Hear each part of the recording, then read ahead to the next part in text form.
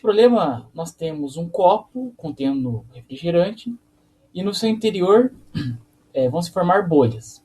E o problema pede para determinar a razão entre o volume de uma dessas bolhas, quando ela se encontra na superfície, pelo volume quando ela encontra-se no fundo, onde ela se forma. E por que o volume vai se alterando? À medida que a bolha sobe, a pressão vai diminuindo. E considerando que a temperatura no processo permanece constante, certo? Então, eu vou ter aqui uma transformação isotérmica. Então, menor pressão, maior volume, certo? Então, eu vou ter uma pressão 2 aqui na superfície e uma pressão 1 aqui no fundo.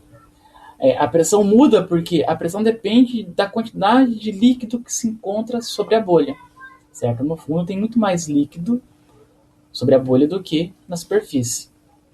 Então, lá da lei de Boyle-Mariot, nós temos que a pressão 2 vezes o volume 2 tem que ser igual à pressão 1 vezes o volume 1.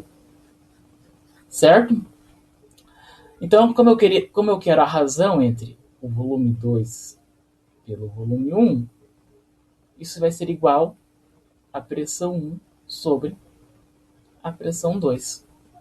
Então, o problema envolvendo gases terminou aqui. Agora nós precisamos determinar quem são os valores da pressão 1 e da pressão 2. Para isso, vamos usar alguns conceitos de hidrostática. Então, a pressão, vamos pela pressão 2, que é a mais simples. A pressão 2 é simplesmente a pressão atmosférica sobre o copo de refrigerante aqui, certo? Porque a bolha já está na superfície. Então, pressão 2 é igual a pressão atmosférica. Segundo nossos dados, vale 1,01 vezes 10 elevado a 5 Pascal. E a pressão 1, no fundo, quem vai ser? Vai ser a pressão atmosférica mais a pressão dessa coluna de líquido de 10 centímetros aqui. E usando lá a lei de Stevens, nós temos que pressão 1 é pressão atmosférica, mas a pressão da coluna de líquido é dada por a densidade do líquido, vezes a gravidade local, vezes a profundidade do objeto, o H aqui, que é 10 centímetros.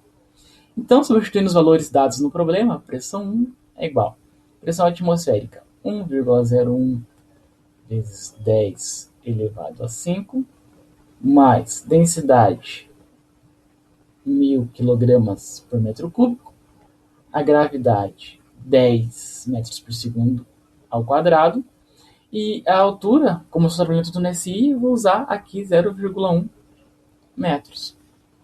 Então, a pressão 1 é igual a 1,01 vezes 10 elevado a 5, mais 1.000 vezes 10 vezes 0,1 é o próprio 1.000.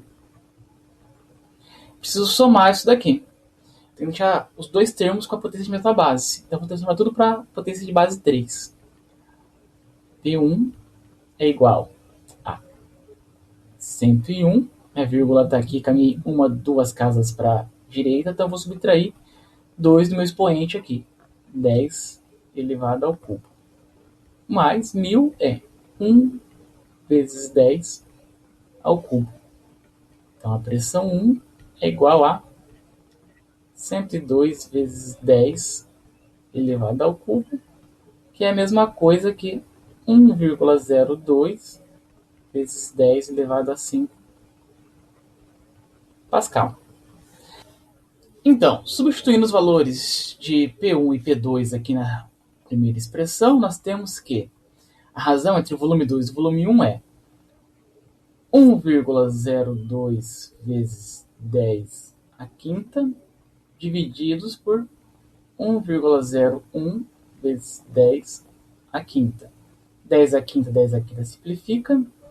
1,02 por 1,01 é aproximadamente 1,0099, que dá aproximadamente, arredondando aí, 1,01. Alternativa correta, então, letra E.